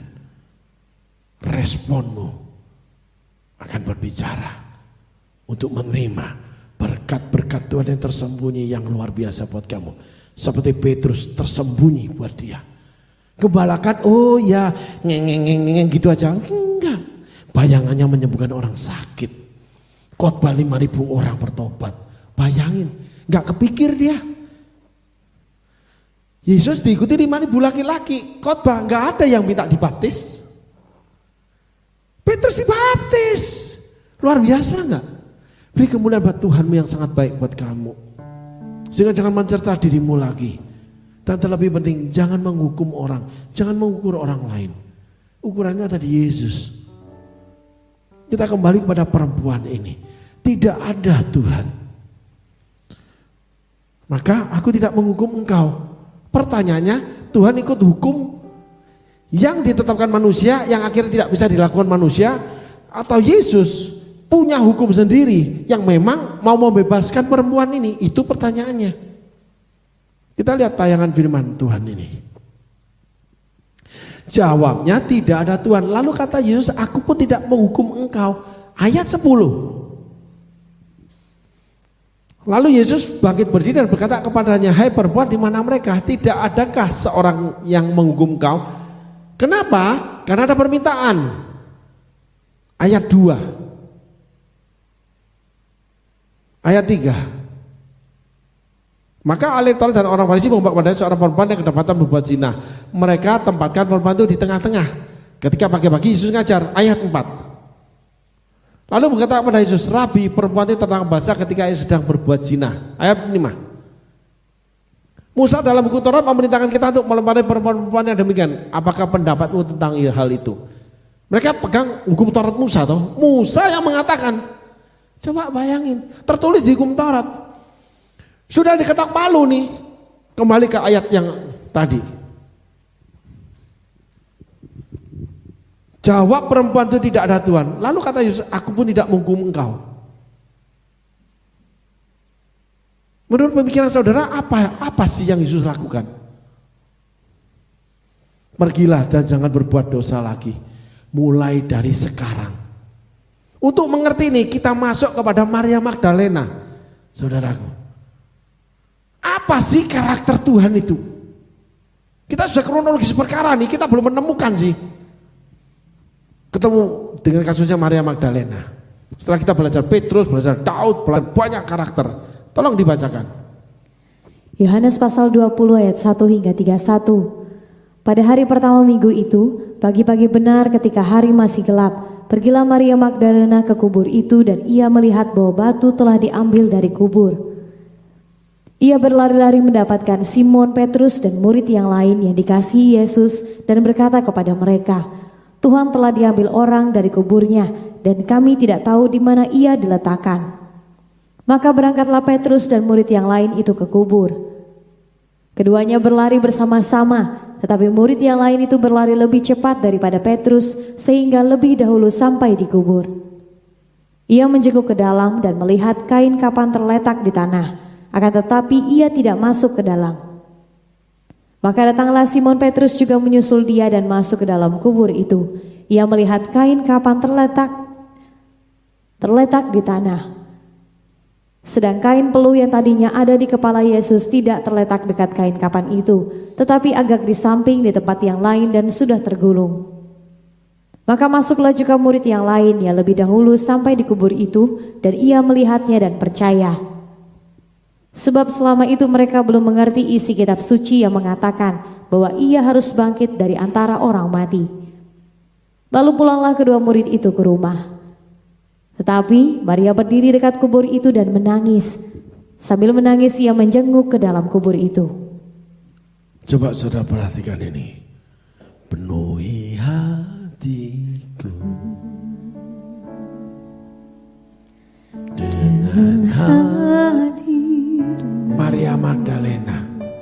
seorang perempuan pelacur. Ku rindu memandang wajah-Mu, oh Tuhan, yang tidak diperhitungkan, di dalam kekudusan-Mu, yang tidak terhitung di antara para rasul. bawaku dekat Dia balik lagi ke kubur nangis. dalam hati-Mu. Karena Tuhan itu dekat di hati dia. Ku rindu mendengar suara-Mu, oh Tuhan, di tempat kudus-Mu sekarang. Kita kembali ke perempuan yang kedapatan berzina. Ayat 11.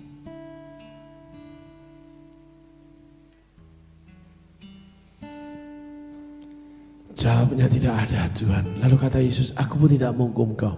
Pergilah dan jangan berbuat dosa lagi. Mulai dari sekarang. Yesus cuma satu, menyadarkan. Kamu itu salah. Pembelaan Tuhan dengan menanggung dosa perempuan kedapatan berzina itu cuma untuk menyadarkan perempuan ini. Seringan itu yang dia lakukan. Tapi banyak hal yang berat yang harus dia tanggung.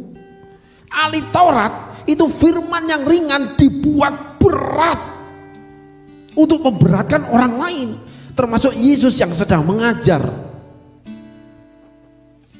Padahal bisa aja dieksekusi, dilempar batu mati sendiri. Kenapa mesti dibawa ke Yesus? Ada double motivasi.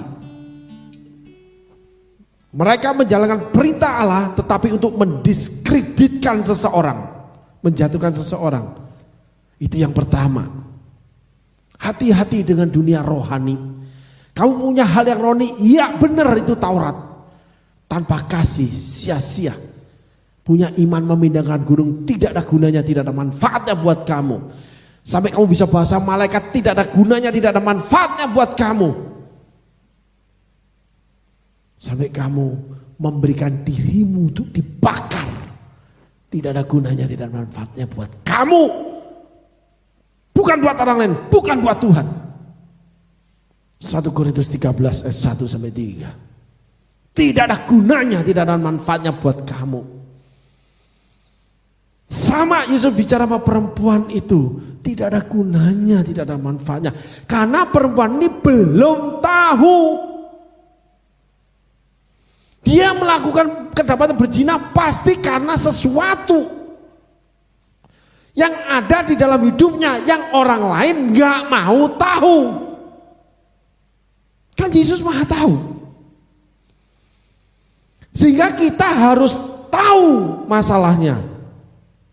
Lalu serahkan penghakiman kepada orangnya sendiri. Itulah makna pengampunan kasih Tuhan di perjanjian baru, di mana seluruh dosa ditanggung Tuhan, bukan mengkompromikan dosa. Tuhan benci dosa. Saya ingatkan saudara, jangan diputar balik. Bukan punya maksud atau tidak, karena saya dibawa Tuhan banyak hal, maka saya bisa bicara ini. Tuhan cuman membenci perceraian, dan hukum perceraian itu ada. Bagaimana dianggap berzina sama Tuhan. Next time saya akan terangkan semua itu. Halo. Tuhan tahu kebutuhan. Tuhan tahu kenapa kamu melakukan kesalahan. Tapi kalau orang Farisi ahli Taurat, dia gak pernah mau tahu perbuatan. Yang penting kalau salah sikat. Ada uang ambil. Semua yang enak sikat semua. Enggak peduli betapa sengsaranya untuk menghasilkan yang enak itu. Makan enak, hidup enak, semua enak. Enggak mau ikut menderita. Yesus punya karakter ikut menderita bersama perempuan yang memang berdosa. Dan dia punya mental dihadapi orang yang menghakimi orang yang berdosa. Itu betul-betul gak masuk akal, gak make sense saudaraku. Tapi saat saya ada melihat sebuah message dan banyak message Tuhan ingin sampaikan, bahwa perempuan ini gak ngerti. Yesus tahu apa yang akan terjadi. Dia tahu akan dicobai. Dan dia uji mental dengan yang mencobai dia. Dan perempuan itu ditinggalkan gitu aja, gak dianggap sama dia. Sehingga ketika engkau merasa tidak dianggap sama Tuhan, Tuhan sedang berperkara untuk perkaramu, bukan sama kamu. Setelah perkaramu dia selesaikan, dia akan berperkara sama kamu. Dia tunggu responmu ketika dia sudah beresin semua. Sehingga setiap orang diberi kesempatan bertobat, diberi kesempatan untuk memperbarui diri. Jangan ulangi lagi mulai dari sekarang. Dia sedang mengajarkan perempuan itu dengan melepaskan perempuan, bukan mengajarkan dengan membunuh perempuan itu. Jadi ACC dengan hukum orang banyak. Dia tidak. Ada sebuah hukum di atas hukum Taurat kalian. Itulah hukum perjanjian baru yang ditulis oleh Paulus dengan nyata 1 Korintus 13 ayat 1 sampai 3. Sehingga tidak meniadakan Taurat. Tapi kalau kamu lakukan tidak ada gunanya buat kamu. Allah itu sudah mati buat kita. Jadi lebih baik kamu mati buat saudaramu yang berdosa. Itulah yang Paulus lakukan. Yesus ngomong, aku datang untuk orang berdosa, bukan orang benar. Tapi kan dia belum mati, belum jadi juru selamat. Dia sudah lakukan dengan preparing dulu. Persiapan menuju kematian itu. Sehingga saudara kalau mencintai Yesus, persiapkan saudara dengan mencintai Yesus. Mulai dari sekarang. Kalau saudara mencintai segala sesuatu, apapun itu, mau pribadi, mau barang, mau kekayaan, mau apapun, siapkan dirimu dengan akibat kamu mencintai sesuatu itu. Karena sesuatu itu punya akibat. Kalau ikut Yesus, cinta Yesus, kamu pasti harus pikul salib. Semua ada risikonya dalam hidup. Yesus cuma ngomong sama perempuan itu, jangan ulangi ya. Kalau kamu enggak ketemu aku, tewas kamu ini. Gitu. Mulai dari sekarang. Dia cuma memberi nasihat dengan dosa demikian besar. Manusia ngurusin dosa, Yesus mengurusi manusia. Yesus tidak menyelamatkan dosa, tidak menyelamatkan bumi. Kita kasih bumi yang baru.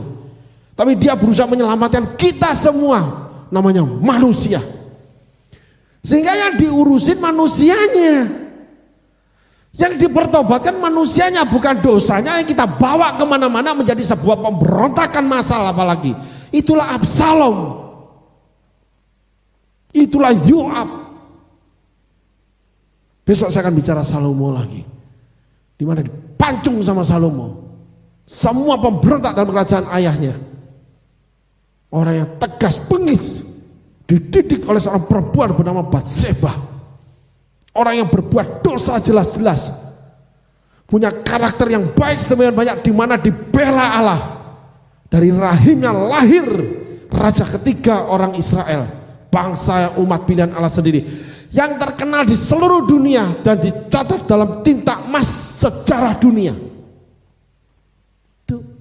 Itu Salomo. Bayangin. Rahim seorang perempuan berdosa yang buat masalah yang hebat pada bangsa umat pilihan Allah sendiri, yang buat masalah satu orang ini loh, yang membuat Daud tertarik sampai hancur itu Daud atau kerajaan Israel. Enggak hancur, di tangan Tuhan enggak hancur kok. Daud dipulihkan. Batseba melahirkan anak yang namanya Yedijah, anak pertama dimatiin. Sehingga engkau yang berdosa tunggu kelahiran lagi. Mungkin keuanganmu, mungkin hidupmu, rumah tanggamu, Tuhan akan lahirkan lagi Salomo. Kalau ini kita tidak bacakan, kita cuma tahu kekudusan, tidak tahu artinya pengampunan dalam kesalahan. Bagaimana hidup dalam kesalahan itu diampuni. Bukan orang-orang yang cuma tahu tidak berbuat salah yang dia tahu saja. Karena perempuan ini tidak tahu kalau dia salah. Dia pengikut Taurat. Karena dia orang Israel. Dia harus bawa korban persembahan, dia tahu orang tuanya bawa korban persembahan, dibacakan kitab Taurat tiap hari, harus menangis di tembok ratapan, ada ibadah. Semua dia ikuti karena seluruh bangsa Israel mengikuti tentang Taurat termasuk adat istiadatnya. Tapi perempuan ini terjebak dalam sebuah dosa namanya perzinahan. Entah dengan siapa tidak dituliskan. Dan dibawa untuk coba Yesus. Yesus cuma ngomong, aku datang untuk pengampunan, bukan untuk menghukum. Aku preparing dari sekarang. Karena aku mencintai umatku, sehingga aku mau mengandung kesalahan karena aku cinta dia. Itu yang benar. Cinta itu meniadakan, membutakan kita akan kesalahan. Coba dulu kalau pacaran, bentuk kayak ondel-ondel aja kamu bilang cantik kok, seksi katamu. Orang yang bejat aja bilang enggak, dia baik sebenarnya. Aku tahu banget kenal dia, jangan bilang dia jahat dong. Laki-laki yang kayak gimana aja aku bilang enggak, dia baik kok. Aku dimanjain dan sebagainya. Cinta itu buta, saudaraku. Sehingga kalau Anda mencintai sesuatu, Anda buta tentang sesuatu itu. Tuhan mencintai kita buta. Dia kandung kesalahan perempuan itu, preparing, persiapan menuju pada pemulihan. Sehingga dia mati, disalibkan, bangkit kembali untuk membawa pemulihan buat kita. Halo saudaraku, engkau yang di sana, ketika engkau merasa berdosa atau sedang melakukan dosa, ingat, Tuhan sedang mengandung dosamu. Dan dia cuma bilang jangan ulangi. Dan dia akan berhadapan dengan setiap perkaramu. Ketika kamu mau duduk diam dan kamu bilang kamu salah. Dan kamu izinkan Tuhan buat jalan buat kamu, untuk melapangkan jalanmu, tetapi akibat perbuatanmu kamu harus tanggung itu. Sehingga perempuan itu tidak ditulis lagi. Termasuk Maria Magdalena nggak ditulis lagi. Nggak dikatakan dia memberitakan Injil. Yang memberitakan Injil perempuan Samaria. Karena responnya berbeda. Respon Maria Magdalena datang kembali pada kubur. Besok kita bicarakan. Halo. Banyak hal dalam kehidupan ini, salah tidak salah. Tetapi Tuhan membutuhkan kerendahan hati seorang anak manusia terhadap manusia yang lain. Seperti Petrus. Yang berani dia mengambil langkah munafik. Tapi punya kerendahan hati terhadap sesama. Dihakimi dia diam aja. Persis seperti perempuan kedapatan perzinahan. Sama dengan ketika dia menyangkal Yesus 3 kali, dia lihat Yesus, dia menangis. Setelah itu dihampiri Yesus. Petrus, apakah engkau mengasihi aku? Gembalakan domba. Ketiga kali dia nyaut, Tuhan, kau tahu hatiku. Penuhi hatiku. Tuhan Yesus berkati saudara. Thank you guys. Ciao.